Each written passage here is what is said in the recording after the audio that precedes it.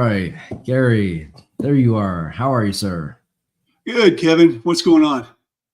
Oh, just about we're just talking everything. What's not going on? We were talking about velocity a minute ago. And Yeah, sometimes you think when you thought you've reached peak velocity, or maybe the last company you thought you had reached peak velocity, you're starting to see even more velocity. I don't know if that's a sign of the times or what to attribute it to, but you guys are certainly making some waves for sure. yeah. Like I said, every time in my career I thought, well, this is as fast as things can go. I kind of laughed at myself, 6 months later. Um, the challenges keep coming, and the answers have to follow suit. And so, Mhm. yeah, we've gotten some great traction, and I think the reason is that we're trying to solve a problem instead of just trying to put a product out. I Mhm. think that's important. I mean, Yeah. we started off asking ourselves, and this is something that I think a lot of people have the opportunity to do, especially if you've been kind of around for a while. Mhm. Not that I have been, but I remember a day when there weren't even PCs being used. I remember when we didn't even have your own monitor. We had one monitor, one console we all had to sign up for, things like that. Mhm. But anyhow, going from that to the problems of today, you just got to kind of embrace the technology and the velocity and the way things are put together. And I think we're right on track to help out on that external attack space. Yeah, well, we're gonna get into it because I've been following you guys, and obviously having a background in the space, and all Yeah, things you talk about, attack services and everything you guys are doing to mitigate a lot of these challenges moving forward. I'm fascinated by it. But do want to take a giant step back, 'cause I'm always fans of veterans that are on the podcast. So early days, you went down the Marine Corps path. Is that I right? did. I Yeah. did. You know what? All my friends were going to college. It was not at all interesting to me at that point. I grew up on a farm in Missouri. It seemed like everything that was something was somewhere else in my mind. And so, I was looking for something I could burn some energy and see the world. And the Marine Corps provided both of those real quick. Uh, it did like kind of change, you change my trajectory overall, because I really kind of realized what I could be, and decided that, college was for me. And Yeah. I think I probably did that 10 minutes into boot camp thinking, well, you know what? I guess I will go to college.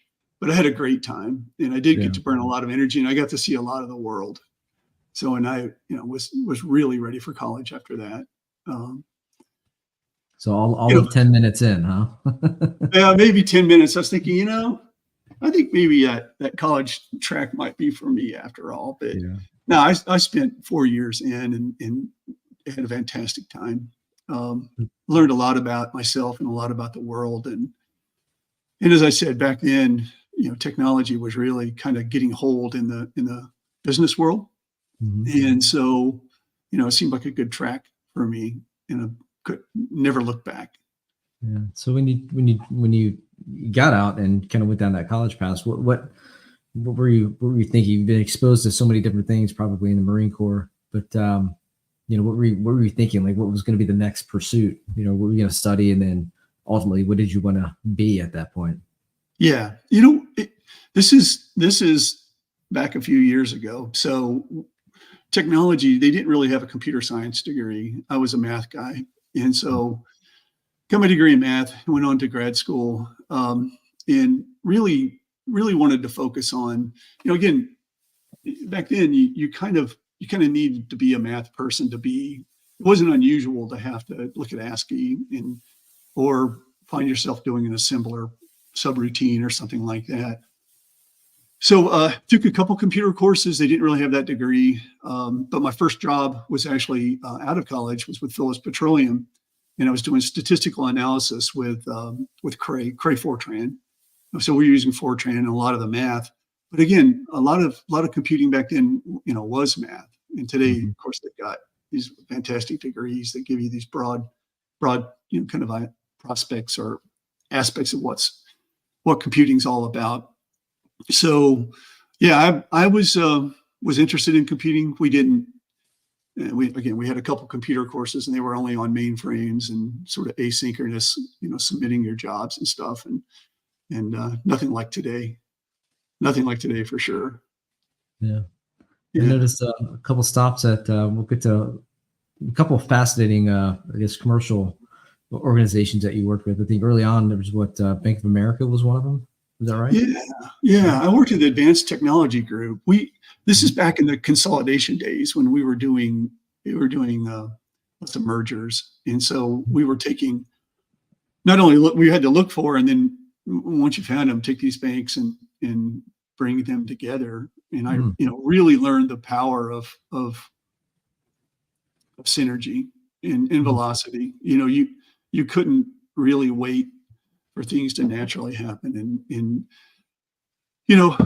kind of found the adage of the fact that culture eats strategy. And I kind of ran into that for the first time in banking when we were trying to bring two banks together that had complete different cultures, and how rough that is. How in fact you can, no matter how good your strategy is, you can fail pretty hard. And we see some of that today too, where a new culture comes in and the company needs to change, and it's almost impossible, and without kind of like draconian means. And the banking industry was famous for that back then.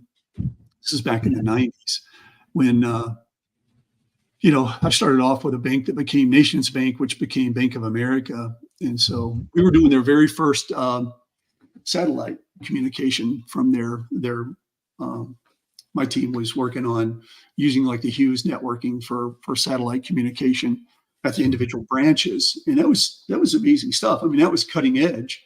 And because you didn't have cables and cable companies, you pulled back then, probably not even a T1, if you could even afford it. And so we decided to use satellite dishes, and it was pretty fun. I mean, and we were, also working on that kind of where you're trying to take two banks. Not only do you have a cultural issue, but you also have just a contextual issue where they're storing something in one format and you've got another format, and trying to find a common language between those two.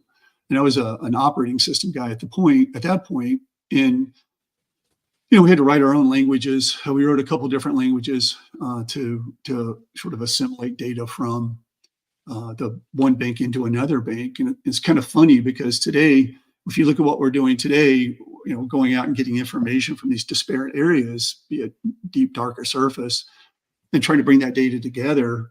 Whereas before in the past, we had to use sort of a brute force method. Today, we got these amazing engines, both on the AI and the ML side, that make it all possible. I mean, RiskProfiler's got this ability to assimilate information and make it contextually relevant. And that's all because of these billion-dollar AI engines that exist today. We're more modelers than we are AI coders. But the availability of that is just unbelievable, what it does for us to bring data in from multiple different surfaces. And back in the day, you had to literally look at the individual column and try to figure out what it fit into if you were lucky. And for the most part, you weren't. So I wrote a couple languages in there to let them do that. So it was kind of cool. It was cool. It was good from a modeling perspective, kind of similar to what I was doing at Phillips Petroleum.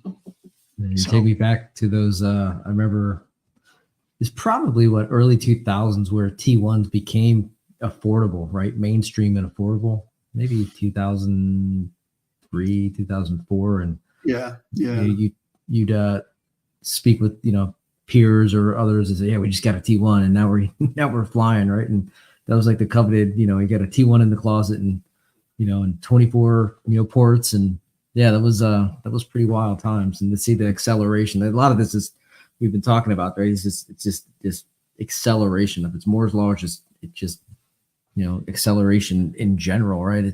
It's the speed at which this stuff is moving, and we'll get into the speed at which you guys have to move to keep up with it. But yeah, it's pretty fascinating, really fascinating. Yeah, I think it not only is it super fascinating that it's happening, but really it's enabled by our ability to use it, right? Because if we couldn't keep up with it, it wouldn't matter, or it wouldn't actually exist. So you think about, like, we're doing a lot of work with ChatGPT and these other newfound ways of using the AI that kind of existed already, in taking that information and using the tools that are available to make it more useful. And it is for us, because one of the big challenges today is learning from other people's mistakes, right? I mean, that's really what you want to do. I mean, mistakes are so valuable, but they're so hard to reveal. And you hear about the government trying to get companies that have had a breach to reveal that breach, and it usually goes through a legal filter, and then it comes out in a certain sanitary kind of clinical way.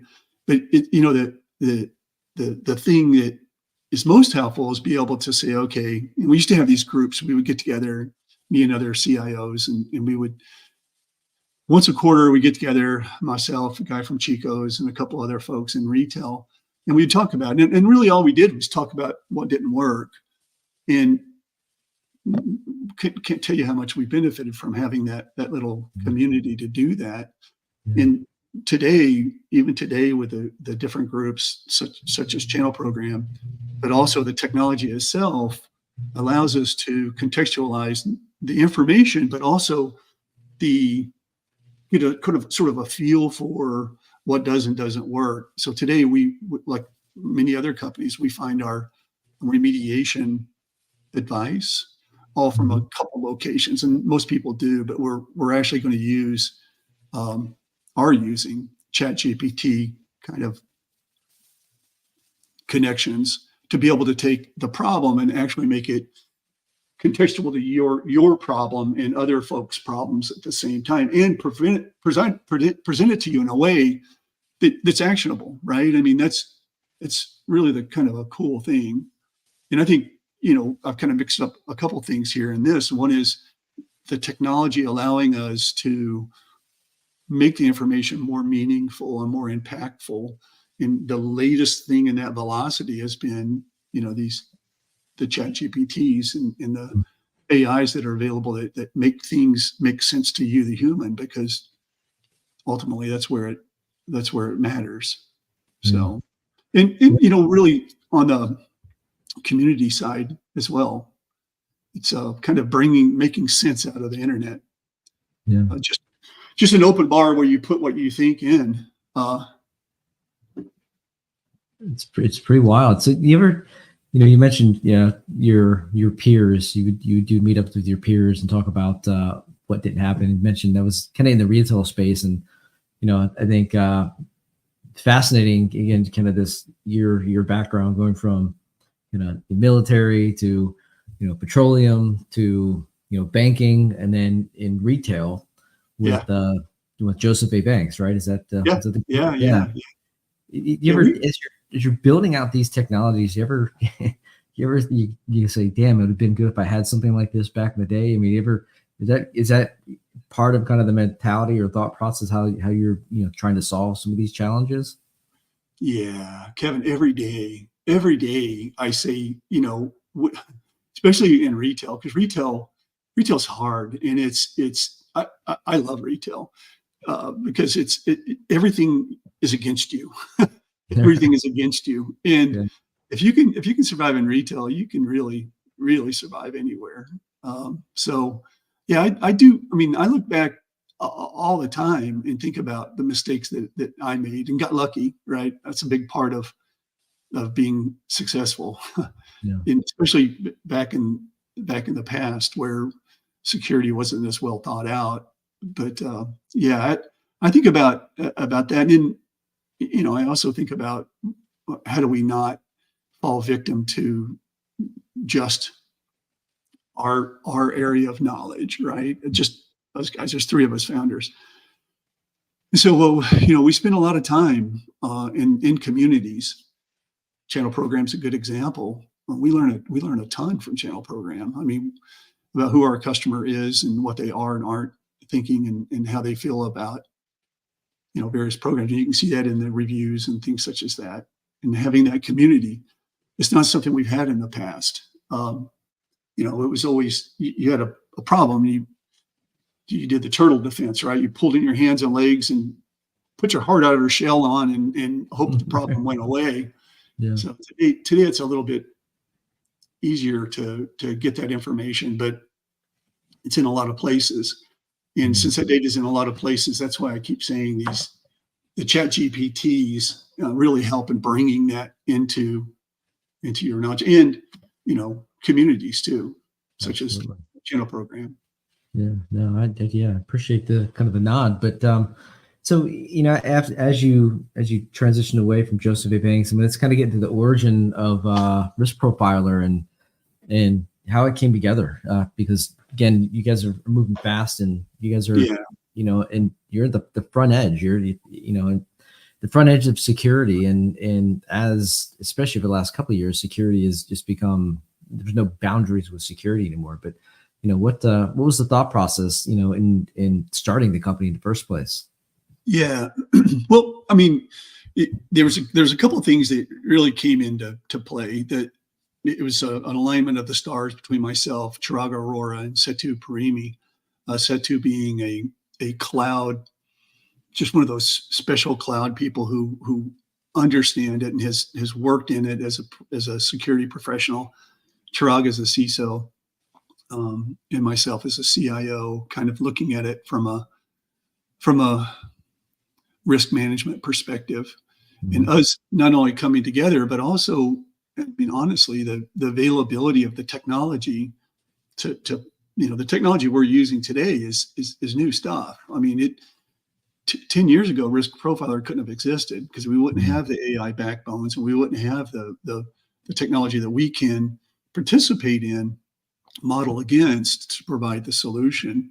So, coming out of retail, and I think this is a challenge, right? This is a challenge for all of us folks who've maybe not just all of us who've been around forever, but when you're in an industry, and I say you spend a lot of time in an industry, as I have, you see the gaps, right? You see the weaknesses, and you see what you do well, and you see what you don't do well. And I've got several friends who are like, "What are you doing? Starting companies?" And I think I'm going to encourage everyone who's ever worked anywhere for any amount of time to understand and become part of something like a risk profiler, right? Because those gaps and those things that you knew you weren't doing well, you have a unique kind of perspective that you can bring to the problem itself. And it's just sort of an incremental thing that you can go up.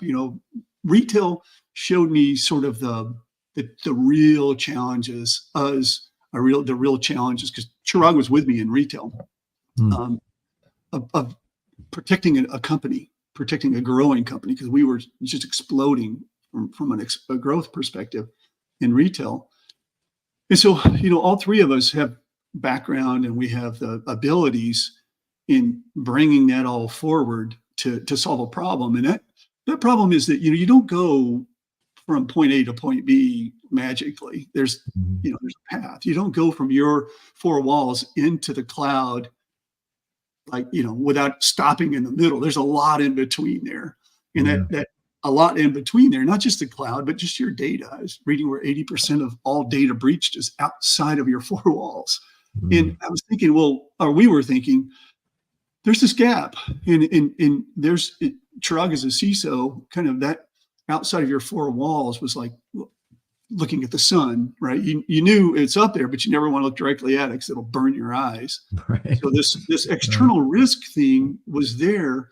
We all knew it was there. We all knew it was dangerous, but it was really the purview of the bad guys. We really didn't have the ability to step into that area. And only with the technology we have today can we do that. Not only can we step into that outside your four walls, make sure your data is going from your four walls to whatever the other location is, be it the cloud or one of your vendors or one of your subsidiaries or a bank or anything like that, that we can see that gap. And so I think there's a lot of good straight cloud technology, Wiz and some other folks that are in the native clouds themselves from a security perspective. But this gap was the external risk. And that's from its conception, we knew two things. We knew that there was a problem there that needed to be fixed. And the other thing we knew was that we wanted to do it at the multi-tenant, at the MSP level. I'm a huge fan of communities, because communities promote strength. And the MSP worlds themselves create this strength that, again, it's a one-to-many solution. As the cloud are strong because they've consolidated all of this technology and software. The same thing on the MSP side. I've been a customer of many MSPs in my career. Yeah. And so we knew that was the place where we could go the farthest in solving this problem. So when we created RiskProfiler, first we wanted to give visibility into an area that just didn't have visibility. And then we wanted to do it from a go-to-market at the MSPs, with the MSPs. And that's been our trajectory, and it's gone super well. Couldn't be happier.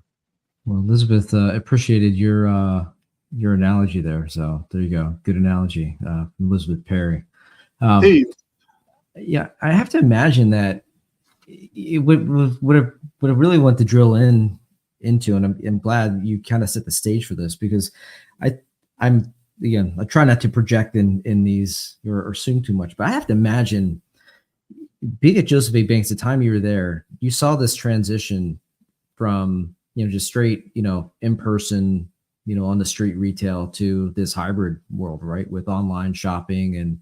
And then you probably had to deal with a ton of supply chain integration, external systems, or you're probably, again, I'm projecting, but you're thinking about, third party risk and your suppliers. And so, I imagine, on one hand, it was probably ridiculously challenging, but then also ridiculously exciting. And I'm maybe seeing, some of the rationale of why you guys went down this path, maybe based on a lot of that experience in the retail industry.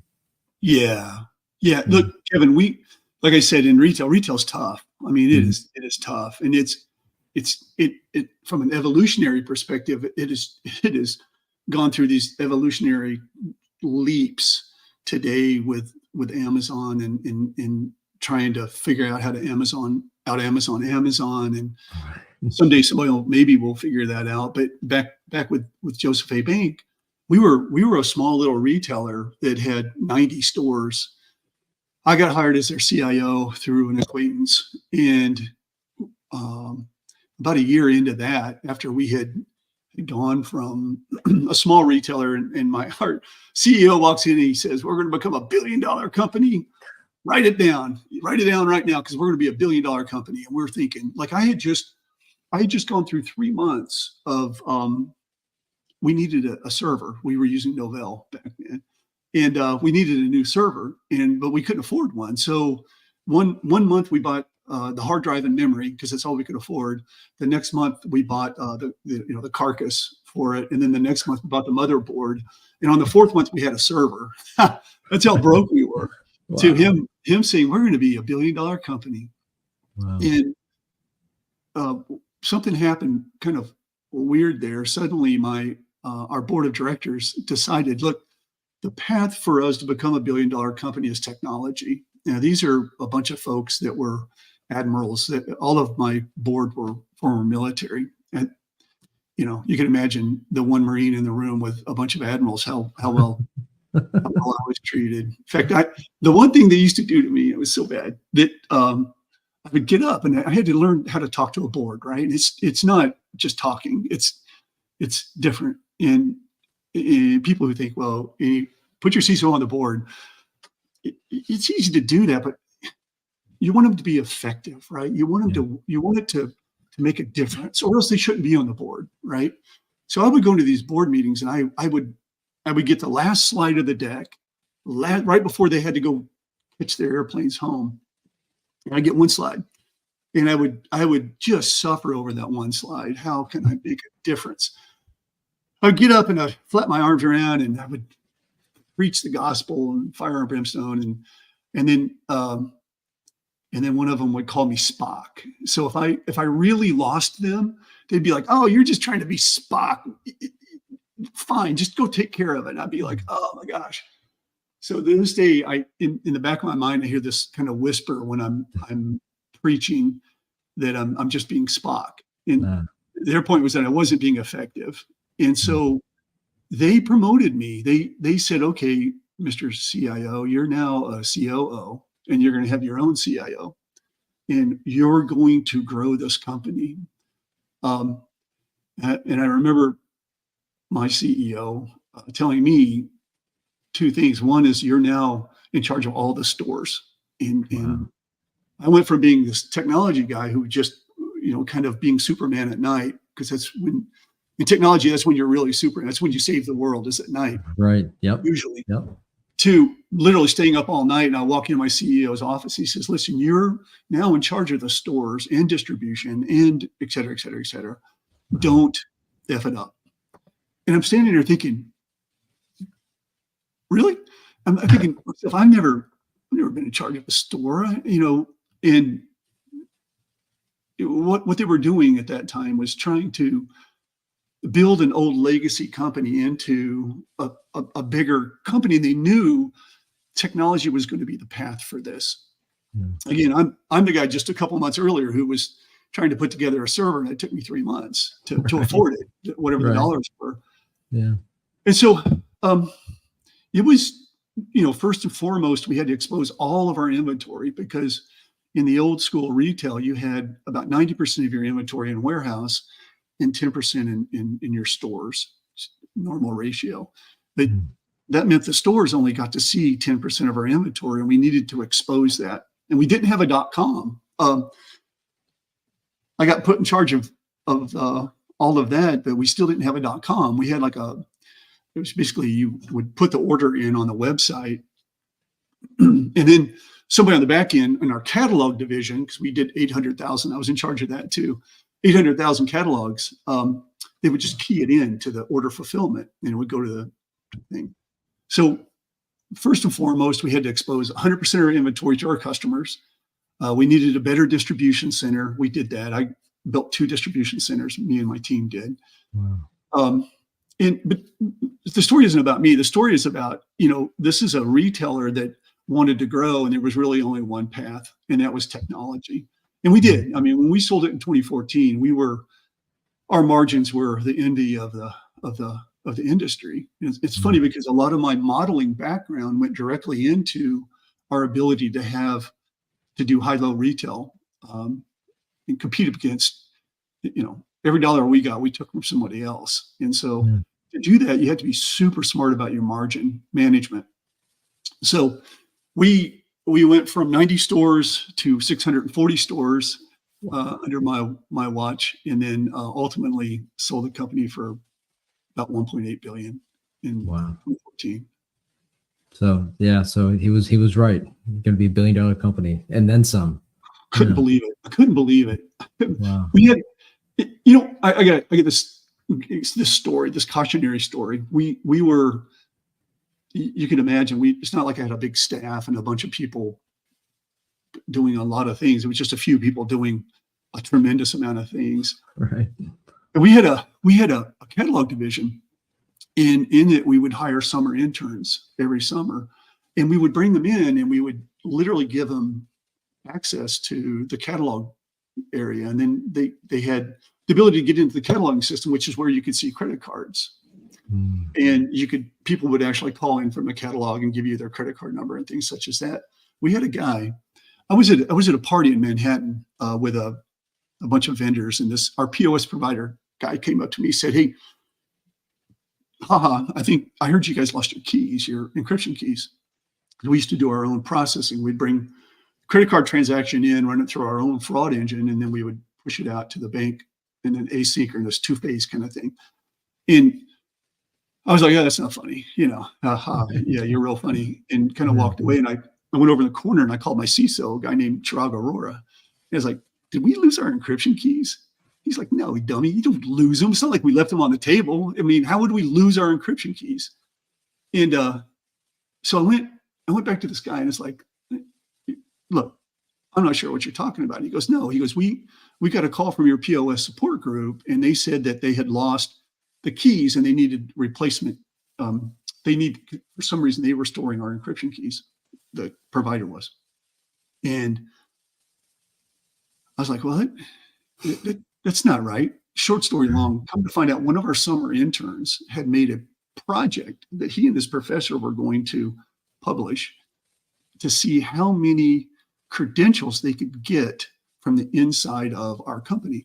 And because he had a caller ID that said Joseph A. Bank, every single vendor he called and asked for either root or any kind of credentials like admin credentials, gave him credentials. Every single one of them, all because of a caller ID.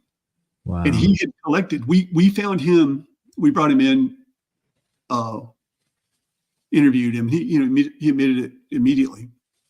He said who his professor was, and he had taken all this stuff and put it on a Gmail account, taken a bunch of documentation out of our company. Short story long, we had gotten lucky because it wasn't, none of that data that we could find had been really released. But we had to, I mean, something as simple as that, we just put in a 2-factor. We got rid of our caller ID. Our summer interns no longer had access really to much other than the copy machine.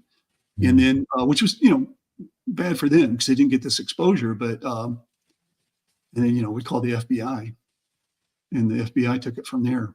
So, wow. I think trying to grow is good. Trying to get to that big number is good, but you really have to have some clarity as to what's going on from a security perspective. And we were disregarding that because we were at the price of security, we were trying to grow. And we kind of stopped the presses there, stepped back and retooled really everything, retooled, everything from our head ends to our fraud processing to moving that all off of our plate and things such as that. So you guys are, again, like as I mentioned, on the front end, and you're looking at, that's just one example of a attack surface area, and that's from within, right? And I'd argue most companies are still exposed or vulnerable to that not that specific style. Hopefully most have gotten a little bit more sophisticated, but yeah, the insider threat is pretty significant. But same thing goes externally, right? I mean, it's where you guys start with this concept of looking at your surface area, your attack vectors, your surface, in volume. Kind of walk us through the value proposition for an MSP, because again, I've seen you guys evolve quite significantly, especially over the last year. But I guess what's kind of the message to the MSPs, since you guys are you were built with multi-tenancy and the MSP community in mind? Yeah, I think there's a couple of things there. In an MSP, your customers can only be as secure as you are, right? I mean, if you're not secure, your customers can't be secure. And when you look at what we're doing on the external risk perspective, there's been this sort of decomposition of the company, right? And decomposition of assets and things like that.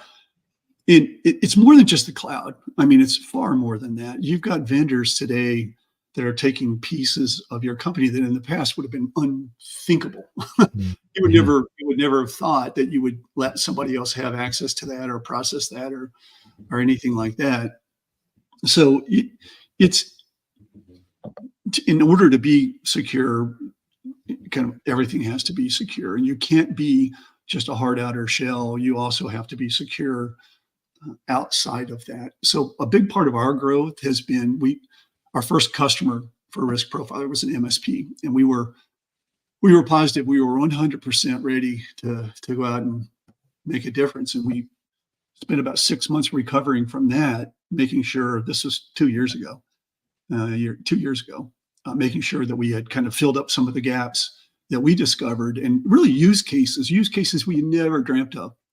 And so I think, the big thing for us is making sure that you're not solving a piece of the problem, because if you solve a piece of the problem in cybersecurity, you haven't solved the problem. You've only kind of gone through the motions. In fact, it's almost, I'm not, this is going to maybe sound negative, but it's not my intentions to be so. But when you do a pen test, it's great. It's awesome. You really get, a leg up on where your vulnerabilities are. But the problem with that is that time goes on, the river continues to flow, and a day later, who knows? I mean, technology is just that river, and you never see the same river twice. So the idea that you're just doing snapshots instead of a continuous view of what's going on outside of your protected inner shell, which we are. We've got very good technology inside of the four walls, and what was needed was this external piece. And so when we think of looking at that problem, you've got to go from not just doing a security score where you're saying, okay, you've got a score for, you got an A, and that A is based on your cyber risk. But it also excludes things like your cloud, or things such as brand, things such as your data that's, finding your data in the dark web, or attack path analysis and things such as that. And so, although the insurance companies are becoming bigger and bigger players for us, for all of us, right? So those grades, the insurance companies like these grades, and it's something, but the idea that you've only got one sliver is just not enough. So for us, there's really these 5 pillars that we've built for RiskProfiler, and they've evolved over time. And that is everything, going from having the cyber risk, understanding your assets, what ports are open, have you been doing your CVEs, are you mainly, how's your web presence, are you how are you staying current with your site information and stuff such as that. Then over to brand. Brand is a big deal. We've done some real cool work with ML around how do we find your brand, your logo? How do we find it on the app stores? Because you can't just be looking on the surface web. Who's pretending to be you? We had a customer that the first time we ran RiskProfiler, we found 180 pages of typo squats. How do you react to the typo squats? Getting rid of those typo squats as soon as possible. First, making them inert, and then getting rid of them as quickly as possible. So you have to have that brand, including typo squat. Then you also have to have a intelligence base on any of the information, such as your email addresses, kind of the have I been pawned kind of approach. Where is your information being found? You have to have a cloud presence. And if you don't have that ability, if your tool doesn't have the ability to go to the cloud, to and from the cloud, not just go ask some API at some cloud, how am I doing? If you can't go into and out of the cloud, which is unbelievably pivotal today, you're not secure. If you don't have all of those, if you look at the whole Venn diagram of the external space, you really have to have all of it. And today, again, amazing technology, attack path analysis. You can't just look at your problem as a bunch of dots on a map. You've got to be able to connect those lines and understand that these two mediums equal a severe high, or this two lows and a medium strung together are like 5-alarm fire, and you better react, because time is important, right? I mean, time and budget. And budget's a big deal. You can't, and it's something that I learned the hard way as a CIO, is that you put your budget together and you're like, okay, this is what I'm going to spend. I'm going to have a little bit of cushion out here, and then your network guy walks in and says, we got this problem, and you're out of money. And so then you've got to start saying, okay, what can we do in this list of vulnerabilities? Yeah. What can we do in the time we have? So yeah, we're when you're looking at external risk, don't limit yourself to one of those things. If your solution isn't taking on the external problem, you'll never be secure. Yeah. Yeah. I imagine that's another thing as you guys are building this with, having that firsthand experience of having limited budget and having to reprioritize, and at that point, you're probably, with what you guys accomplished with this platform, it's probably even 2 years ago, 4, 5, 6 different tools, disparate tools that, an MSP or even enterprise would be using. And so I imagine that kind of, the way you guys have built it, and to kind of eliminate that space between, these different disparate, approaches to security is probably pretty fundamental to how you guys, in fact, built the platform. Yeah. And I think a lot of that comes from experience in the GRC world, as well as experience with the MSPs themselves. The idea that you can't offer really part of a solution, or an MSSP specifically. You've got to attack those problems. And using multiple tools, is expensive, but it's problematic to come up with that attack path when you have one tool that says this and another tool, and they are both generating weird false positives. What do you do with that? How do you map that out? How do you discover what that risk is? And I think probably, one of the most recent additions we've made to RiskProfiler is attack path analysis. And that's powerful. It's huge. Our customers are loving that, because it's not only do you have the top right quadrant of we've got to get this done, but you also have this graphical ability to say, whoa, what's going on here? Why is this not secure? And as well as kind of knowing what is and isn't in scope, right, for your standard, be it PCI or whatever. So we also have a layer, because I'm a standards guy. I love standards. We were able to overlay all of this on top of whatever your standard happens to be, and I think it's a requirement from any technology today. Cyber technology is you have to be able to look at it through the lens of the customer, right? I love NIST. Of course, everybody loves NIST. But if you're a retailer and you're trying to do business and grow and not get swallowed up, you don't have time to incorporate standards other than those that your auditors require, right? So you may have Sarbanes, you may have a SOC 2 Type 2 or a SOC of some sort, but our PCI is really what your standard is. You can't talk to them through NIST if they're just a PCI shop. I don't want to say just, but right. So I think all of these tools have to be able to talk in the grammar and through the lenses of the given standard that industry requires. And I know from a retail perspective, when I would have somebody come in and talk about a new standard, I'm thinking, are you crazy? I don't have time to put in a new standard. What's wrong with PCI, or what's wrong with Sarbanes?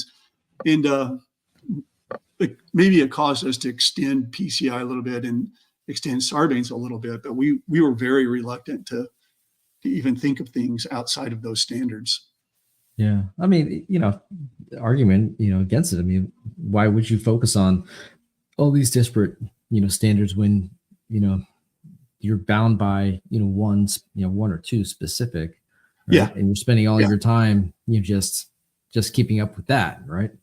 Right. And then you're trying to add in that additional complexity, but to your point though, for the MSP, they're dealing with financial, they're dealing with healthcare, legal, and again, it's this where this acceleration over the last probably 3 years, 4 years, but more specifically the last 2 years with the compliance frameworks, becoming front and center, right? And I think to your point, a lot of vendors look at it as a nice to have, but it was like security wasn't built into their product early on. right? Where you guys Yeah. have taken that approach to build to these, give the choice to the MSP, because it's going to help them better serve their customer. It's going to give them broader reach to their customer base. Yeah. And, and you're also liable to be held to a couple different standards too, right? And you want to be able to switch between them, be it FFIEC, be it ISO, be it PCI, be it HIPAA. And so being able to kind of switch between them, take the same results and look at it through this lens and then this lens and then this lens. A friend of mine was the CISO for Under Armour for a while. And he was telling me he wanted to create it. He didn't want to use any of those standards. He wanted to use his own standard. And I was like, are you crazy? What are you going to do? I mean, he's certainly smart enough to create a standard, but it's better for everyone, if you can look at your problem through this industry standard. And if the industry standard is not good enough, you're in the industry, participate and change it. Yeah. Yeah. And I think it's just, I love the fact that, you're referencing all these great Maryland companies, by the way. So Maryland-based companies. Yeah. But yeah, to your point, I mean, that would be a little challenging, right? Create your own apparel standard versus just going with PCI or something. I don't know. Yeah. And those guys got sued by HIPAA. I mean, through HIPAA, right? I mean, ultimately that's what these standards, that's the ultimate hammer, right? Is that someone can use them against you if you're not compliant. Yeah. And they Under Armour got hit with a HIPAA suit because some broadcaster had broadcasted something that, or I don't remember, it was a few years ago, but I'm a standards guy, and you'll see all of that inside of our product, as well as another thing that we're, again, this is my CIO experience, is you kind of live through alerts, right? I mean, today it's just so much going on, and you try to set alerts that are meaningful. It doesn't mean you don't go back and look at the detail, but you have to have alerts. And I learned that really through back in the Target. You remember the Target breach? These guys, these guys had a syslog. These guys had a syslog. I don't remember the exact details, the exact numbers, but they had like 66,000 entries that said, "Hey, I've been breached." All of their POSs had a virus on them that came from their HVAC system. Which, by the way, we had the same HVAC, but we had divided our WAN, our LAN, with different subnets. And we never allowed the POS transaction to be on the same layer as anything else. And so our HVAC system didn't go down onto our POSs. There's no path to that. But anyhow, these guys, Target had 66,000 entries. They had a piece of software that would have absolutely deleted those viruses, but somebody had put it on audit mode. So they spent all the money on the technology. Somebody puts this technology in. I'm not going to mention any of the names, but the technology could have gotten rid of all of those viruses, and they could have saved $1 billion for this breach. But in fact, there were no alerts. Like if the CIO, if she had known that it was in audit mode, she would have been like, "Look, are you crazy?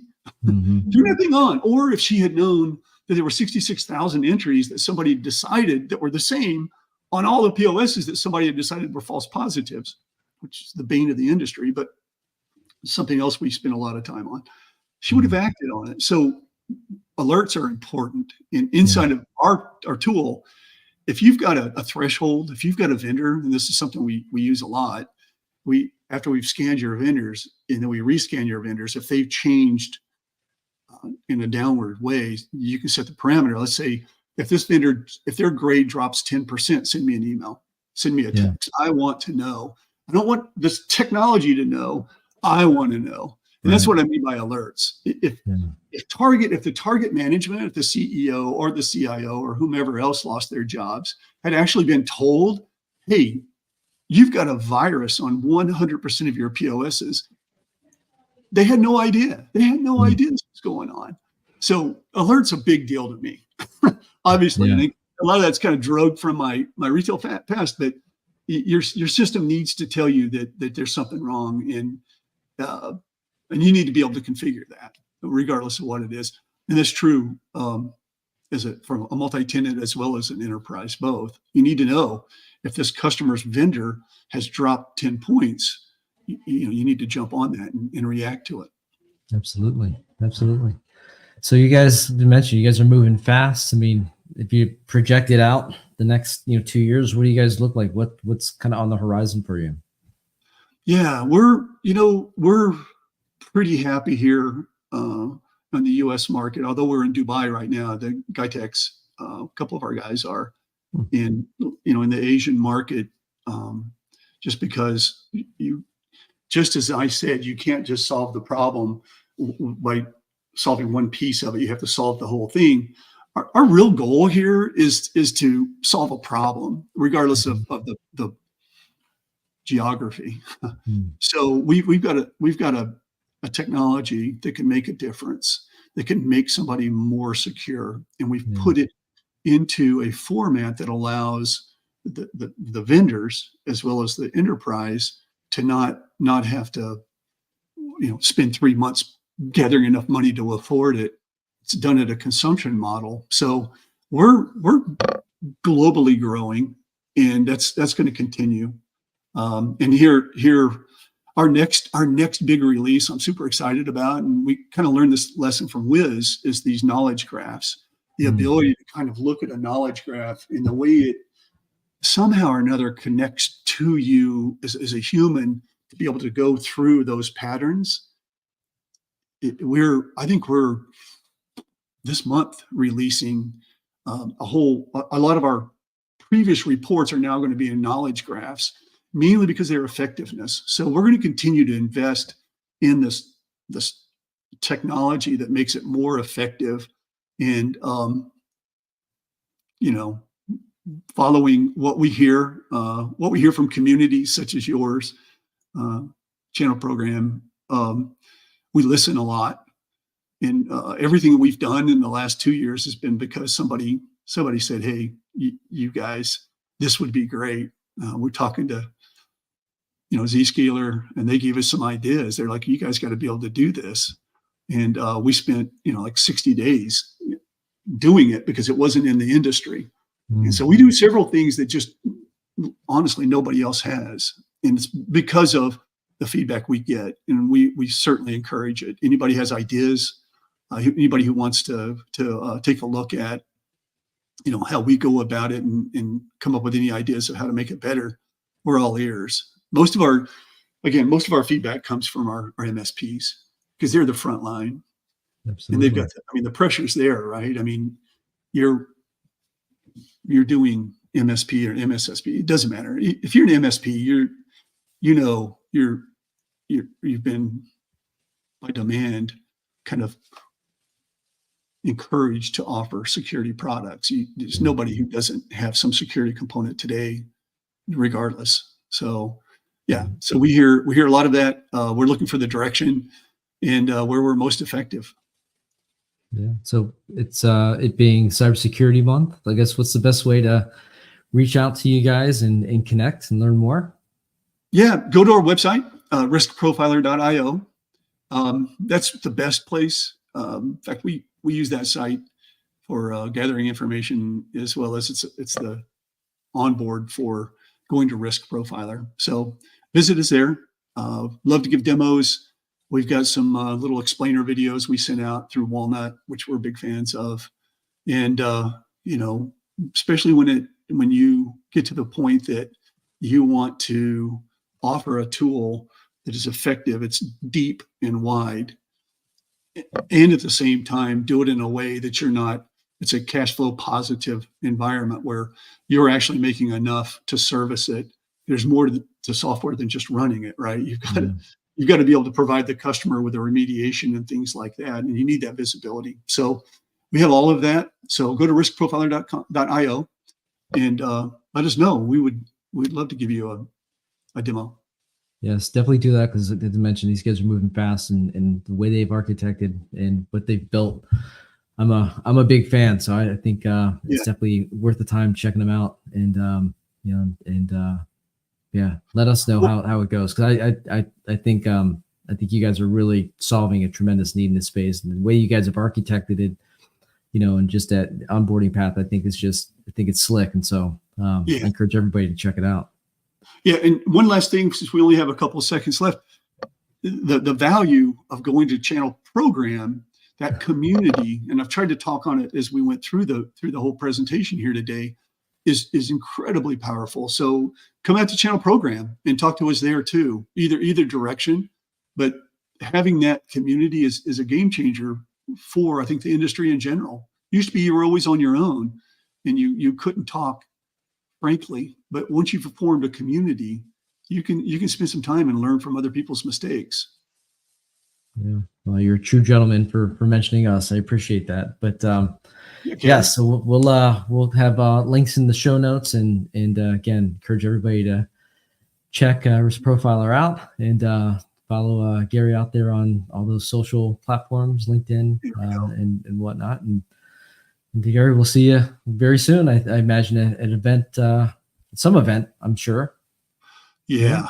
Yeah. Yeah, we're pretty busy with events. Yeah. But yeah, we'd be up in the Maryland area. I still have a home in Maryland, so love it up there.